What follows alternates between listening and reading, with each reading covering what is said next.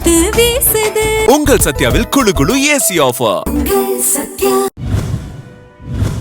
சிவகாசி மாவட்டம் திருத்தங்கலில் சிவகாசி அதிமுக வேட்பாளரும் முன்னாள் அமைச்சருமான KT ராஜேந்திர பாலாஜி தலைமையில் பாஜக நிர்வாகிகளுடனான ஆலோசனைக் கூட்டம் நடைபெற்றது. அப்போது பேசிய அவர், மோடி நினைத்தால் திமுக அமைச்சர்கள் ஒருவர் கூட வெளியே இருக்க முடியாது என்று கூறினார். பாரதிய ஜனதா கட்சியினுடைய ஆளுநர் எந்த மாநிலங்களும் சிறுபான்மை மக்கள் பாதிக்கப்பட்டதில்லை. ஆனால் திமுக மட்டும் இங்கே சிறுபான்மை மக்களுக்கு ஆபத்து என்ற ஒரு கோஷத்தை போட்டு சிறுபான்மை மக்களை இத்தனை ஆண்டு காலம் ஏமாற்றி வந்தது. இன்றைக்கு சிறுபான்மை இஸ்லாமிய கிறிஸ்தவ மக்கள் எல்லாம் முடிவெடுத்து விட்டார்கள். நம்மை ஏமாற்றி ஓசியா ஓட்டை வாங்கி நமக்கு ஒன்றும் செய்யாமல் நாட்டுக்கு ஒன்றும் செய்யாமல் இருக்கின்ற திமுகவையும் காங்கிரஸையும் அடியோடு வேருடைய மண்ணோடு வெட்டி சாய்க்க வேண்டும் என்று இந்த இயக்கத்தை அந்த இயக்கங்களை அழிக்க வேண்டும் என்று தமிழ்நாட்டு மக்கள் முடிவெடுத்தார்கள்.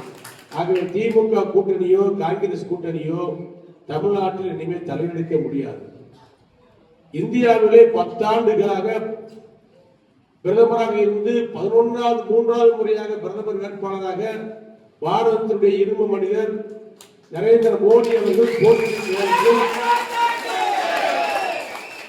வர முடியுமா? 3வது வாய்ப்பு ஜவஹர்லால் நேரு போன்றவருக்கான கிடைத்தது. இவர் கிடைக்குமா என்று எண்ணி நேரத்தில் நாட்டு மக்கள் மீண்டும் வாக்களித்து தாமரையை தேர்ந்தெடுத்தார்கள், வெற்றி பெற்றார்கள். இன்றைக்கு 13வது ஆண்டு அடியெடுத்து வைத்திருக்கின்றார் பிரதமராக. ஆக ஒரு அருமையான பிரதமர். அவரை பற்றி சொல்ல வேண்டும் என்று சொன்னால் ஒன்றை சொல்லுவேன். இன்றைக்கு நம்முடைய நாடு எப்படி இருக்கிறது, நம்முடைய அண்டை நாடுகள் எப்படி இருக்கிறது?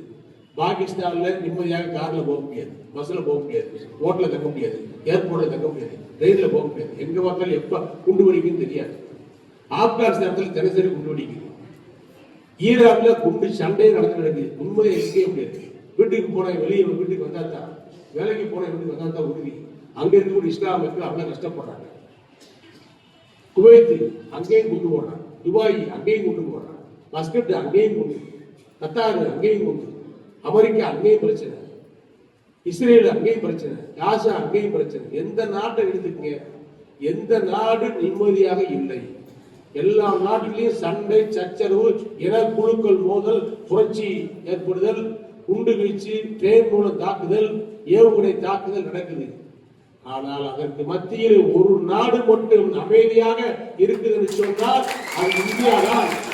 அதற்கு காரணம் நரேந்திர மோடி அவர்கள் தான். காத்து வீசுது. உங்கள் சத்யாவில் குளு குளு ஏசி ஆஃபர்.